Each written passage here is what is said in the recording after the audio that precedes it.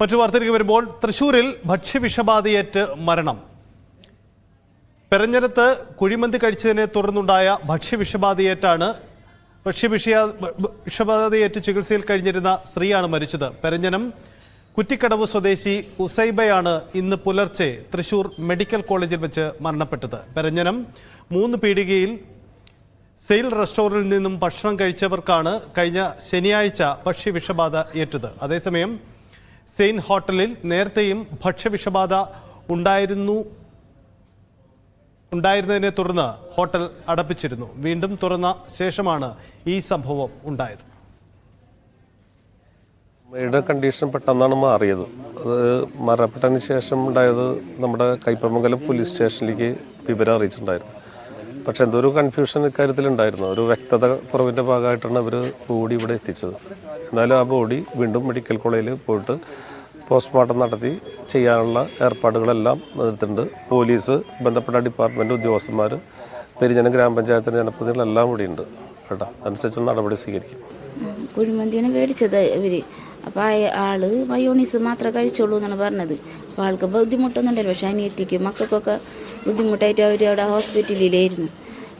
ഇന്നിപ്പോൾ അനിയത്തിക്ക് മക്കൾക്ക് കൂടുതലായിട്ട് ഇരിങ്ങാലക്കുടയിലേക്ക് കൊണ്ടുപോയി.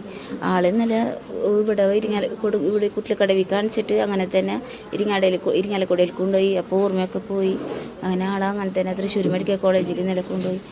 ഒരു മണിയൊക്കെ ആയപ്പോഴേക്കിനും മരണപ്പെട്ടു. വെളുപ്പിന് 6:30 ആയപ്പോഴേക്കിനും കൊണ്ടുപോകണം. രാജു ഗുരുവായൂർ നമുക്കൊപ്പം ചേരുന്നു. രാജു, ഞെട്ടിക്കുന്ന വാർത്തയാണ്. കുഴിമന്തി കഴിച്ചുള്ള അപകടങ്ങൾ മുമ്പും ഉണ്ടായിട്ടുണ്ട്. ഭക്ഷ്യവിഷബാധ അപകടം അത് അങ്ങേറ്റം ഞെട്ടിക്കുന്നതാണ്. എന്താണ് സംഭവങ്ങൾ, വിശദാംശങ്ങൾ? സജിത്ത്, തീർച്ചയായും ഞെട്ടിക്കുന്ന ഒരു വാർത്തയാണ് നമുക്ക് ഇവിടെ നിന്ന് പറയാനുള്ളത്. പെരിഞ്ഞനത്ത് ഭക്ഷ്യവിഷബാധയേറ്റ് ചികിത്സയിലായിരുന്ന വീട്ടമ്മയാണ് ഇന്ന് പുലർച്ചെ മരിച്ചത്. പെരിഞ്ഞനം പൊന്മാനിക്കുടം സ്വദേശി രായമരക്കാർ വീട്ടിൽ ഹസ്ബുവിന്റെ ഭാര്യ 56 വയസ്സുള്ള ഉസൈബയാണ് മരിച്ചത്. തൃശൂർ മെഡിക്കൽ കോളേജിൽ വെച്ചായിരുന്നു മരണം. ശനിയാഴ്ച രാത്രിയാണ് ഇവർ പെരിഞ്ഞനത്തെ സെയിൻ ഹോട്ടലിൽ നിന്നും കുഴിമന്തി പാർസൽ വാങ്ങി വീട്ടിൽ വെച്ച് കഴിച്ചതെന്ന് ബന്ധുക്കൾ പറയുന്നു. ഭക്ഷണം കഴിച്ച 4 പേർക്ക് ബുദ്ധിമുട്ടുകൾ ഉണ്ടായതിനെ തുടർന്ന് പെരിഞ്ഞനം സാമൂഹ്യാരോഗ്യ കേന്ദ്രത്തിൽ പ്രവേശിപ്പിച്ചിരുന്നു. തിങ്കളാഴ്ച സ്ഥിതി മോശമായതിനെ തുടർന്നാണ് ഉസൈബയെ ഇരിങ്ങാലക്കുട ജനറൽ ആശുപത്രിയിലേക്കും പിന്നീട് വൈകിട്ട് തൃശൂർ മെഡിക്കൽ കോളേജ് ആശുപത്രിയിലേക്കും മാറ്റുകയായിരുന്നു. ചികിത്സയിലിരിക്കെ ഇന്ന് പുലർച്ചെ 3 മണിയോടെയാണ് സംഭവം. മരിച്ചത് സെയിൻ ഹോട്ടലിൽ നിന്ന് കുഴിമന്തി കഴിച്ച് ഭക്ഷ്യവിഷബാധയേറ്റ് 178 പേർ വിവിധ ആശുപത്രികളിലായി ഇപ്പോൾ ചികിത്സയിലുണ്ട്. സംഭവത്തെ തുടർന്ന് ആരോഗ്യവകുപ്പ് ഹോട്ടൽ അടച്ചുപൂട്ടിയിട്ടുണ്ട്. ആരോഗ്യവകുപ്പിന്റെയും മറ്റു ഉദ്യോഗസ്ഥരുടെയും അന്വേഷണം പ്രഹസനമാണ് എന്ന ഒരു ആക്ഷേപവും ഉന്നയിക്കുന്നുണ്ട്. കാരണം 4 മാസം മുമ്പ് പെരിഞ്ഞനത്തെ ഒരു സ്കൂളിൽ നടന്ന യാത്രയപ്പ് ചടങ്ങിൽ ഭക്ഷണം കഴിച്ച 30 10ാം ക്ലാസ് വിദ്യാർത്ഥികൾക്ക് ഭക്ഷ്യവിഷബാധയേറ്റിരുന്നു. കാറ്ററിംഗ് സ്ഥാപനം നൽകിയ ബിരിയാണി, ഐസ്ക്രീം തുടങ്ങിയ കഴിച്ചതിനെ തുടർന്നാണ് അന്ന് അധ്യാപകരും വിദ്യാർത്ഥികളും ചികിത്സ തേടിയത്. ആരോഗ്യ വകുപ്പിന്റെ റിപ്പോർട്ടും പഞ്ചായത്തിനും അതേപോലെ തന്നെ ഭക്ഷ്യസുരക്ഷാ ഉദ്യോഗസ്ഥർക്ക് അന്ന് നൽകിയിരുന്നു. എങ്കിലും തുടർ നടപടികളൊന്നും ഉണ്ടായില്ല എന്ന ആരോപണവും നിലനിൽക്കുന്നുണ്ട്.